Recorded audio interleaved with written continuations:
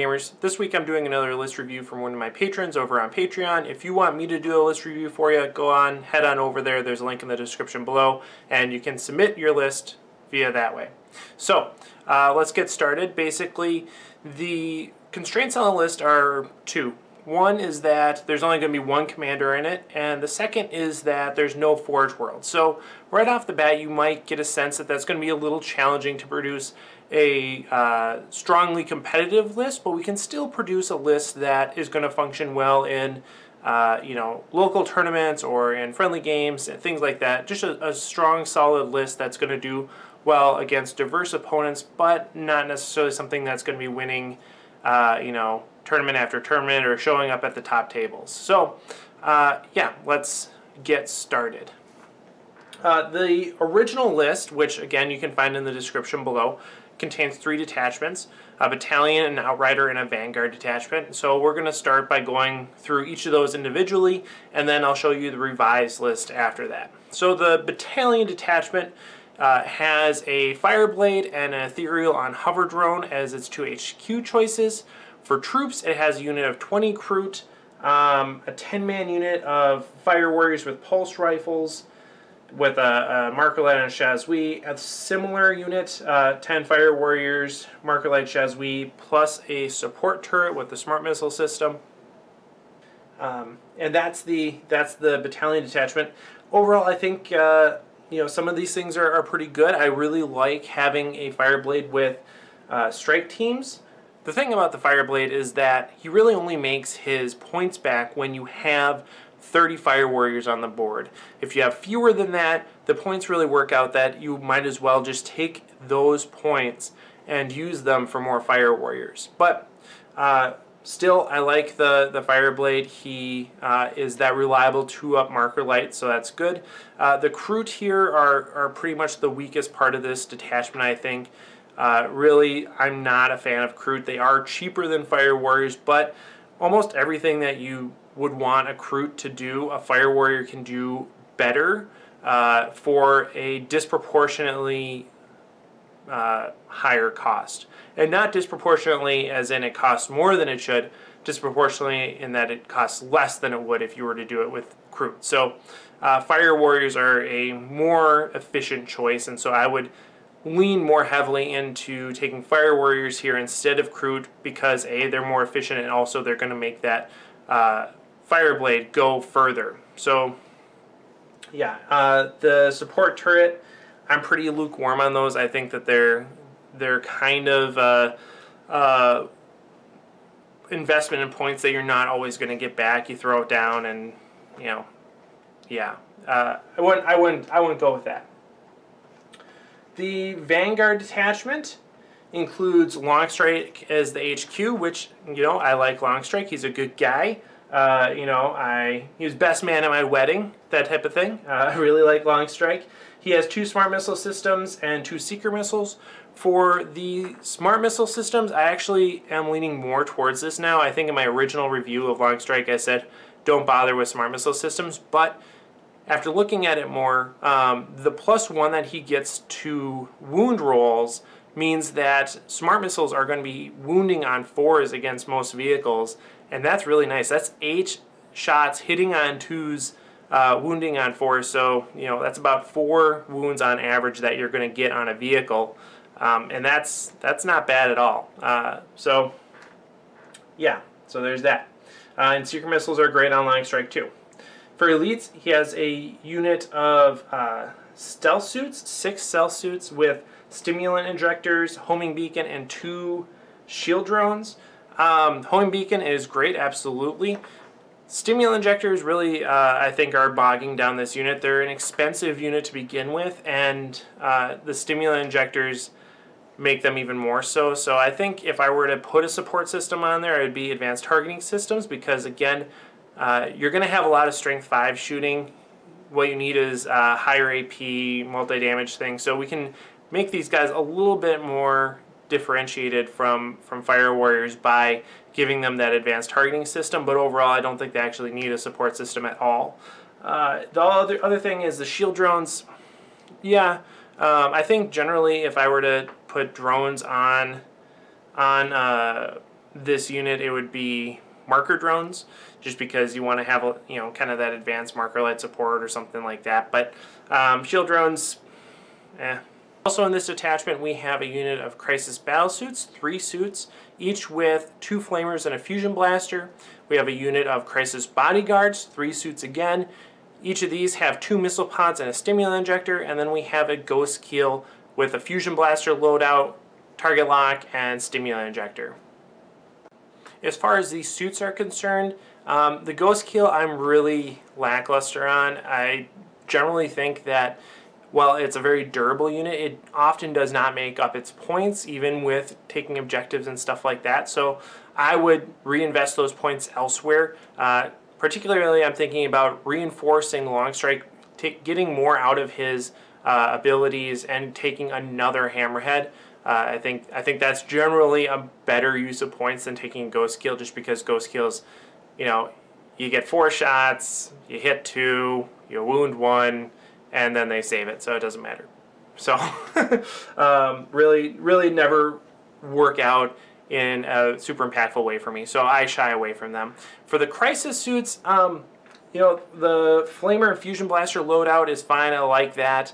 That can work out well if you're using them to support the one commander. However, the Bodyguards are really the ones that you're going to want next to the commander, and so I would give them something other than missile pods. Missile pods are really nice on paper, but when you actually do the math and look at the damage that they do, it really doesn't work out that well. They're really inconsistent, and again, we're looking at this unit supporting the commander in this list, which we haven't gotten to yet, but he's going to be up front, so we need to have their weaponry match that role. And missile pods are meant more for hang back in the back line, and you really don't want missile pods up front. So we're going to refocus them to be more aggressive units, and yeah.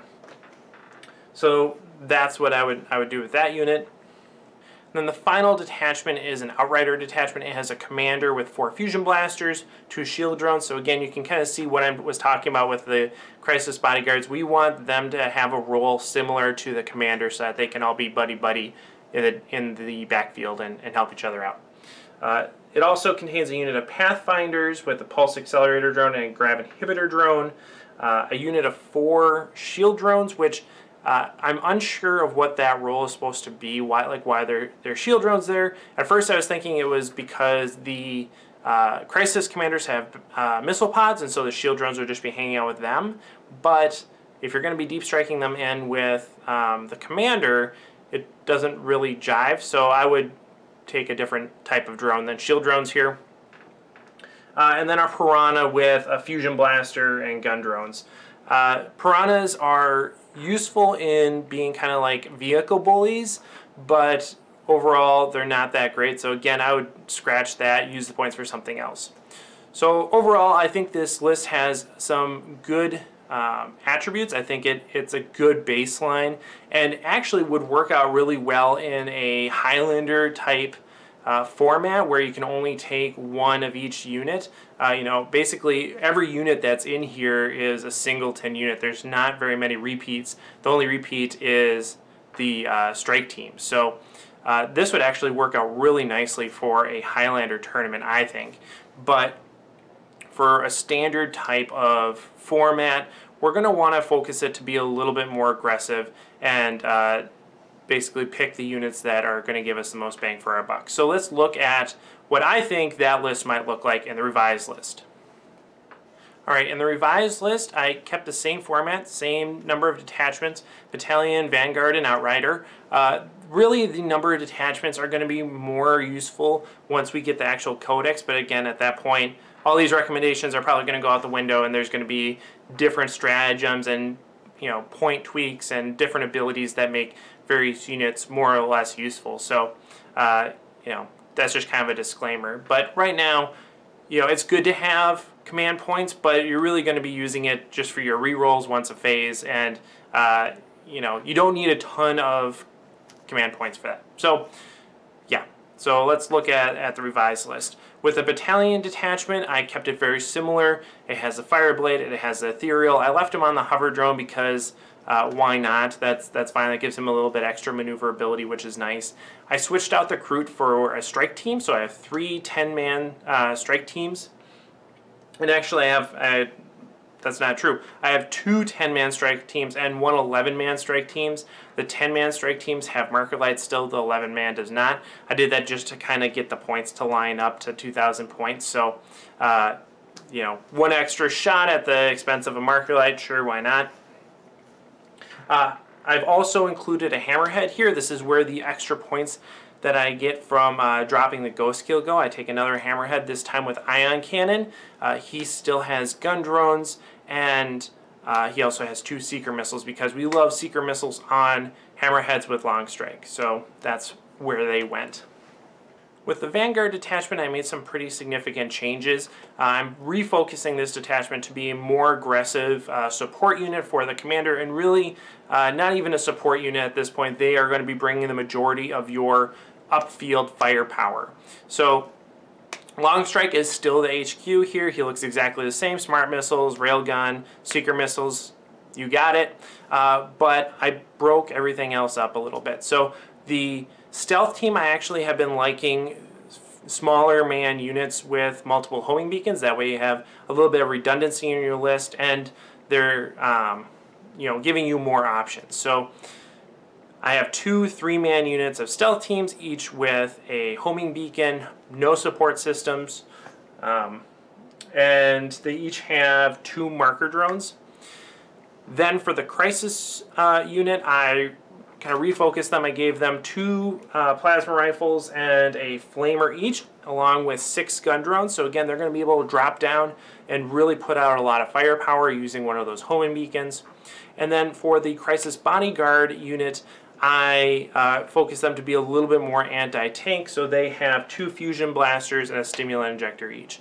The stimulant injector I left on there because they're going to be taking wounds for the commander, and you know, this is one way that we can help mitigate the losses. But really, you know, you could drop that, add a plasma rifle, add a flamer instead, do some wiggling around to give them a little bit more aggressive role and less of a defensive ability. So I think either one of those is fine.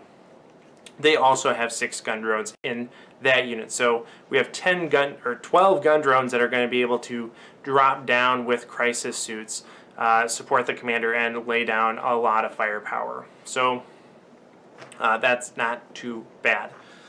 Right. And then in the Outrider detachment, we have that commander, that fusion blaster commander. You know, he's still very good. I took the drones off of him and took the Piranha out of the unit along with that unit of shield drones, and instead have 3 5-man units of Pathfinder. So plenty of marker light support, making those crisis suits be able to actually hit something, along with offering nice support for your infantry. Overall, I think that this list would perform very well if we were to deploy the hammerheads surrounded by basically a screen of fire warriors and pathfinders with the Cadre Fireblade in the middle. You have a really nice fire base there that's going to work out pretty well, I think. And then just have your stealth suit teams move upfield, drop their homing beacons, and give you some precision strikes with your crisis suits, crisis commanders, and your crisis bodyguard. So getting all those guys upfield in a precision strike is going to be really nice. Weaknesses for this list, again, are going to be heavy armor list. So we're doing the best we can pretty much by bringing a bunch of fusion blasters, bringing a long strike, but still, if you're going up against like Magnus or Mortarion, super heavies, it's going to have a hard time. I think you have plenty of shots to deal with things like conscript blobs. Heavy infantry lists are going to be doable, but things that are really durable or things that give you -1 to hit are going to be really challenging. We, you know, do mitigate that a little bit with the flamers, but you only have so many. You only have 3 flamers, so they're not going to be able to take out a whole army at -1 or -2 to hit. But yeah. All right, so that's the list. Let me know what you think in the comments below, and of course, happy wargaming.